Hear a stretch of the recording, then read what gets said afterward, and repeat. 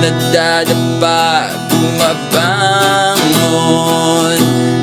Gaya ng puno, hindi pumapalag. Hey there, Nocturnes! Welcome back sa isa na namang episode na Usap Sean dito sa Nocturnal Sage.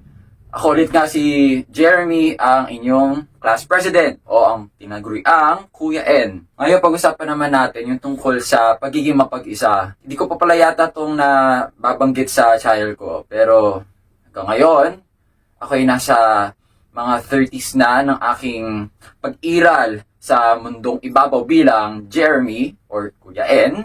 At hanggang ngayon, wala pa akong kasintahan. Best friend ako nagkaroon, pero yung sexual romantic relationship, never. Baka iisip nyo ngayon, maniwala kami sa iyo. Okay. Una sa lahat, hindi niyo ako kailangang kaawaan. Bakit? Kasi, ang pagiging alone ko, hindi nangangahulugang lonely ako.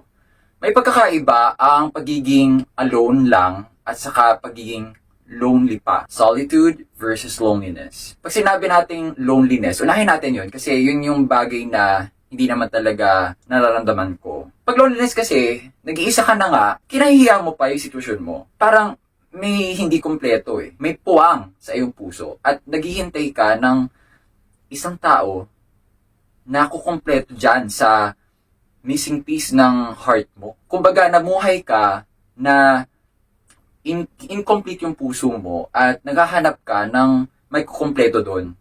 Kumbaga, naniniwala ka na meron kang kapares na naghihintay na makilala ka. Tapos, doon yung pakiramdam na tuwing nakakakita ka ng happy couple sa public place, nagpa-fantasize ka na sana ganun din yung maranasan mo. At naghihintay ka nung mapaglalaanan mo ng iyong virginity. At yes, true love's first kiss. Yun yung loneliness. Pero yung solitude, masaya lang na okay, ligo na mi, kain na mi, exercise na mi, na walang halong pagdidismaya. Na kahit ba malapit na yung last moment niya sa buhay, na kailanman hindi siya nagkaroon ng ka-holding hands o kasama sa kama, walang bahid ng pagsisisi. Sa iba nga ang term nila doon, self-partnered. Oo, hindi isa man ako, pero hindi ako nalulumbay. Kumpleto na ako at kung meron man akong kasama, sa punot dulo naman, sa hulihan, sarili lang naman yung maaasahan ko. Sarili lang naman yung mapagkakatiwalaan ko. Sarili lang naman din yung nakakakita ng tunay kong halaga bilang tao.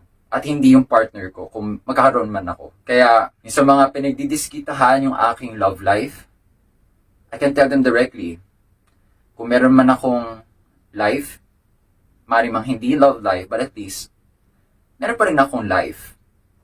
Me life.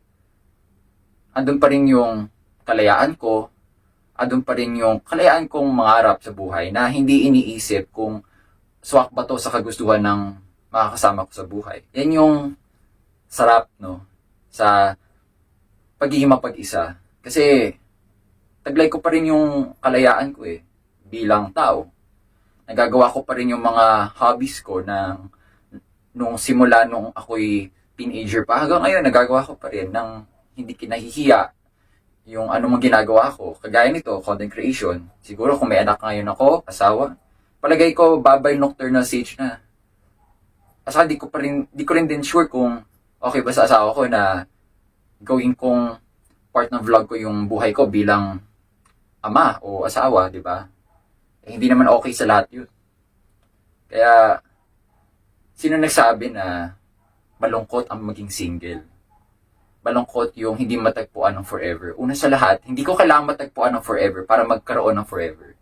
Dahil matagal ko na siyang taglay at hindi ko kailangan yung makita dahil ako na mismo yung forever na inaasam ng karamihan. Okay, I did not mean to say na I should be aspired for by you or anyone else on earth.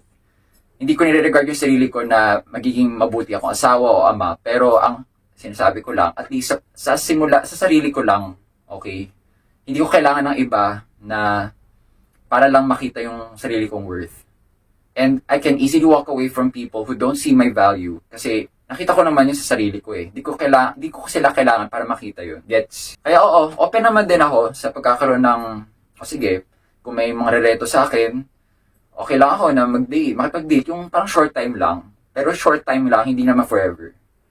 At kung sakali man, though di ko rin dinidismiss no, yung possibility na baka matagpuan ko siya, edi go. Pero kung hindi man, fine. Kasi, basta nagagawa ko yung gusto ko, sapat na yun. Okay, so ano yung thoughts nyo tungkol doon? Ikaw ba ay single din at naghahanap ng space para umamin at naghahanap ka ng makakaintindi sa'yo? I-comment mo lang dyan ang inyong stories of probably single shaming kung tawagin. At kung sa tingin mo makakatulong yung video na ito sa mga naghahanap ng karamay, i-share mo lang. Tapos i-like mo kung may nasabi akong gold sa paningin mo. Okay, hanggang sa susunod na episode, panatilihin ninyo ang iyong tikas. Pagkabitaw ng mga bakal, lumilitaw ang mga ugat, tumingala at lumingon, harapin mo ang pintuang iyon.